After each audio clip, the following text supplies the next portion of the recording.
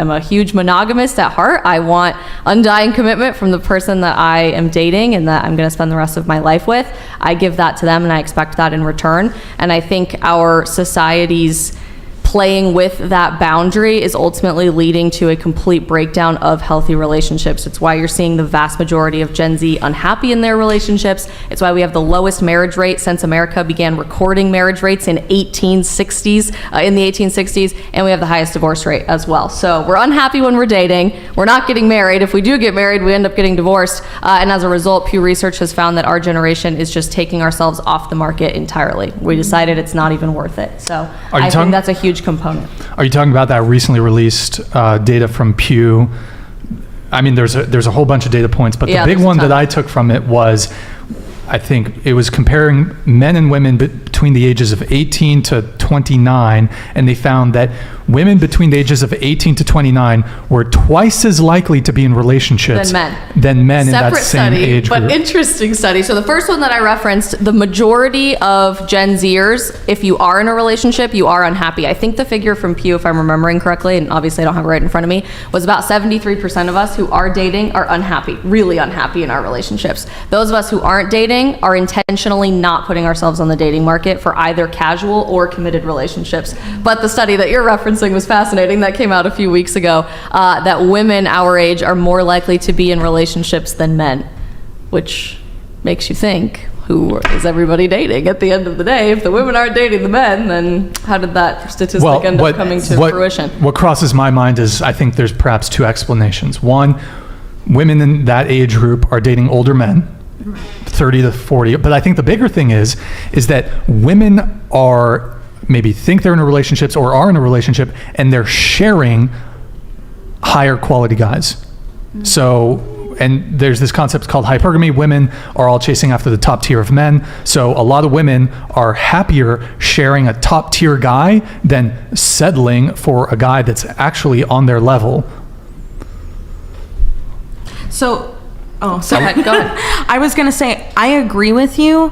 I think I made like a TikTok the other day that was like, get yourself an average man, ladies, or something like that, because like the majority of your audience, I would say, is average males, right? There's some chads. Well, yeah, there's some chads for sure. But it's it's like what, less than 5% of men are making like $100,000 a year in America or something like that. Like it's really low.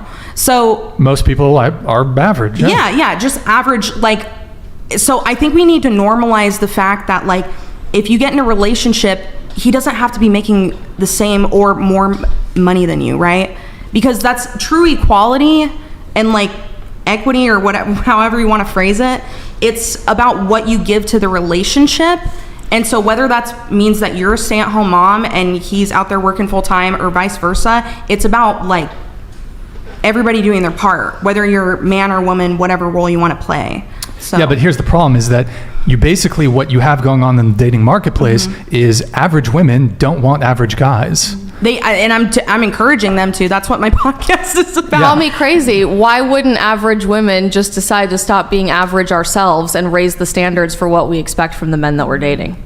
Sorry, explain that one more time. Rather than settling for an average guy, why wouldn't we just demand more from the men that we're dating? Because it's very hard for some people to take. Men respond extremely well to boundaries. They do, psychologically. If you set a boundary for a man, either intentionally or unintentionally, he will honor that boundary. For example, if you let him continue getting away with cheating on you and being half in, half out of a relationship, being a situationship for months upon months upon months without ever committing to you or wanting to put a label on things, that's a boundary that you've set, saying it's acceptable for me to be treated that way.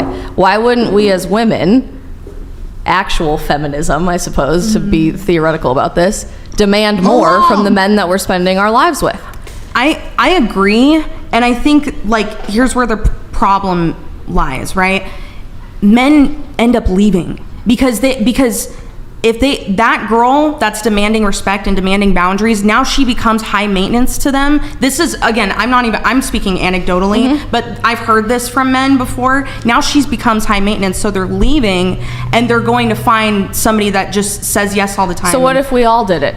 I hear all the time, all men want are sex. All men want is sex. All men want is sexual partners. What if we as women just said, you know, we're not okay with that anymore. Polycystic. We want more. Wouldn't that force men to rise to that occasion? And similarly, men who might be listening to this, you should be going after women who expect those boundaries, because a rising tide lifts all ships, and that's going to improve. Well, the genie's out of the bottle. I mean, I think we can say in an ideal world, wouldn't it be fantastic if we did away with hookup culture? And I think that is desirable, but I don't think, you know, I think the culture war has honestly been lost to decadence and degeneracy. So, like... So there's no hope.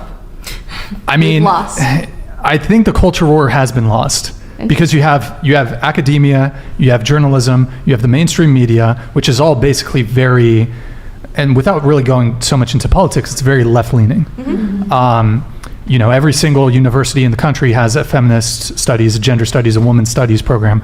I mean, well, now this is getting into men's rights. There's no equivalent men's studies or men's rights things in education. We're 2 blocks away from UCSB, University of California, Santa Barbara. It's frequently ranked the #1 party school in the U.S. Major hookup culture here, and I would say across most universities and colleges, there is a major hookup culture. And then beyond college, there's a major hookup culture where it's just casual sex, situationships, all this stuff. I really think it's going to be a challenge to walk that back. I don't see how about instead of walking it back, we as a generation and as a society acknowledge we are at the end of our rope, that we've never struggled more as a society from a cultural perspective than we are right now, despite living in arguably the most progressive and advanced society ever. We're miserable. So much so that a third of us as women in our teenage years, and a significantly higher portion of men in their young adult years, say we don't even want to be here at all. So maybe rather than walking back, we choose a new path forward. Well, but so, and you consider yourself pretty conservative, right? Yeah, so, secret's out. I'm extremely conservative. Yeah. Shocker. So I mean, one thing that occurred to me is, I mean, social media and dating apps. I think that these are majorly at the forefront of hookup culture, all this stuff. So government intervention, like how do you unwind the damage that social media and dating apps has done? Well, that's the problem. You can't unwind, in my opinion. And this is the really hard reality of where we go from here. I work a lot with generations older than us, and I cannot tell you how often every day I hear Gen Z is beyond all hope. Gen Z is destroying America. Your generation will be the end of us. When in reality, somebody else built this world that we have grown up in and have really struggled to come into adulthood in, and now has been dropped in our laps, and we have no idea what to do with it moving forward. Technology is a quintessential experience of what our day-to-day life is like, what reality is like. It involves our school, our jobs, our dating relationships, our sex is happening online. Let's just be totally honest. We've had a really long conversation about that on this podcast. I don't know that you can walk it back. I think we as a society would have to come to a cultural conversation point and change minds and culture from the inside out, rather than regulatory measures to do that, by saying, this is not working. We need to do more. I sound crazy that I'm like one of the only people in my own life that has never downloaded a dating app, nor have I ever wanted to. I've never had a desire to. I don't seek out opportunities to watch adult content. I don't surround myself with opportunities to do that because I've set a different standard for my life and encourage the other people in my life to do that as well. Imagine if we all banded together, regardless of politics, where everybody is seeking to divide us on this issue, and start today by saying, this is not working. Generation Z is falling apart at the seams, and clearly our dating life is a great place to start that needs more help than almost any other aspect of our culture. What can we do differently, returning to traditional values, but in a new way that would take us to a stronger future? I don't think it can be undone, honestly. I think it's just going to be the status quo. I mean, you have the basically the destruction of the nuclear family. That's gone. You have feminism. It's not gone yet. Well, people are attempting to. It's not gone, but I mean, isn't it the majority of people are being raised in single mother households? People say it's acceptable. The majority of Americans say it's acceptable for people. Well, that and the study of single single mother households, I mean, you're like 75% or something like that more likely to drop out of high school, like, you know, more percentage like to go or get arrested, like all that kind of stuff. Like single mother households are like not good for kids. They're just not. I understand there's circumstances where some men leave and there's nothing you can do about it, but that's the thing, like that's why I'm divided on that issue, because if we make this general statement like, you know, keep the nuclear family together, but if he leaves, how is it her fault, you know? And then you could say like, well, she picked a bad guy, but right. Well, there are ideal and unideal circumstances, right, for sure. But I guess just more generally, not pigeonholing ourselves in the single parent household conversation, I'm curious what all of you would say. Do you think that our generation is happy? Do you think that we're thriving? Do you think that this progressive society that we've spent so many decades trying to build a utopia to live in is working? I don't think any like previous generations were either happy. I wouldn't say happy either. Like obviously Gen Z's like hookup culture, blah, blah, blah. They're so blindsided by that, but it's because it's just like occupying them. Like living in a college town, living here in Isla Vista, I go out, I see people have meaningless hookups, all this stuff. But to them, it just like, that's what college to them is about. And that is kind of like ingrained into their minds from previous generations of people too. So how do we stop it? We can't. Yeah, I want to have faith that we can like do a drastic turnaround, but I don't think it is. The internet in itself, there's so much privacy of what somebody could do on their phone anyway, that like, I think we're too far gone, honestly. I also genuinely believe that people don't care anymore. Yeah, well, I think one big issue is, so let's talk a little bit about divorce too.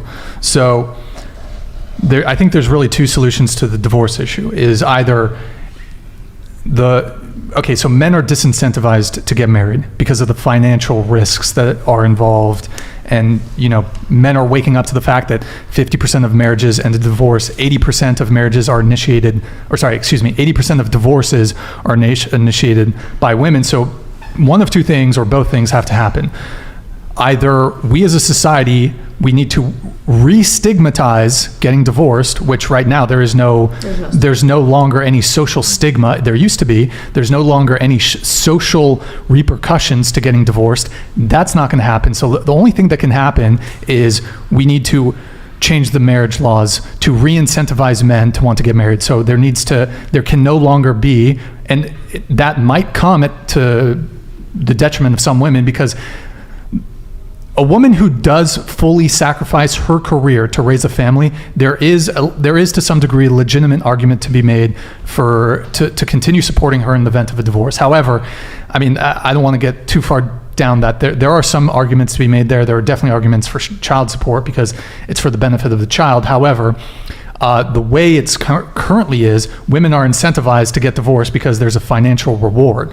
So you never sign a contract with someone who is rewarded for breaking it, and if the male's the breadwinner, the woman's not, and there's a dispute in the relationship, it can be very tempting to be like, well, if I divorce him, I get this much money and I don't have to deal with him anymore. So I think that probably the marriage laws have to be rewritten. However,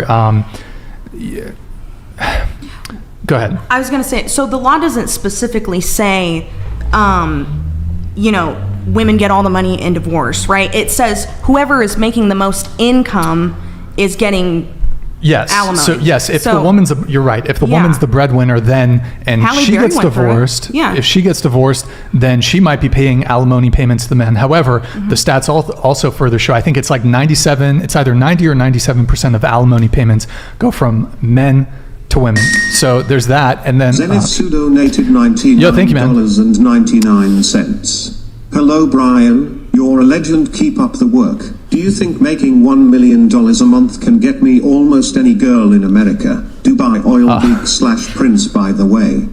You're a oil geek prince, by the way? Hold on, I got something for you. I drink your milkshake. Favorite movie. I drink it up. Yo, thank you, man. What was it, $1 million a month? He said, $1 million a month. We'll get you any girl in the U.S. I think you need more than just money. Yeah, you need more than just money in the U.S. You need the entire package in the U.S., I think. Okay, so to bring it back, we were talking about marriage. Right. So Divorce. Divorce. Oh yeah, I think 90%, 97% of alimony payments go from men to women. So, but in addition to that, even if whether it's the man's the breadwinner, the woman's the breadwinner, there's a bias in the court system against men. So, I mean, I don't know if they've done studies on this, but I'd be curious to say if even in situations where the woman's the breadwinner, if there's a little more leniency, perhaps men are less likely to seek alimony. I'm not entirely sure on all those details, but there's 100% of bias in family court systems when it comes to child custody and when it comes to alimony. Well, I think it depends on where you live, right? Like if you're living in a predominantly conservative area in America, it's like Mississippi or like places where, I'll just say women's reproductive rights aren't legal. I think they usually side with the men. Like, no. Honestly, in some ways, this is like kind of a little advanced take on this. Feminism and conservatives have a few things in common. Women need to be protected. Like there are. It's a different. I'm not sure exactly how to articulate this, but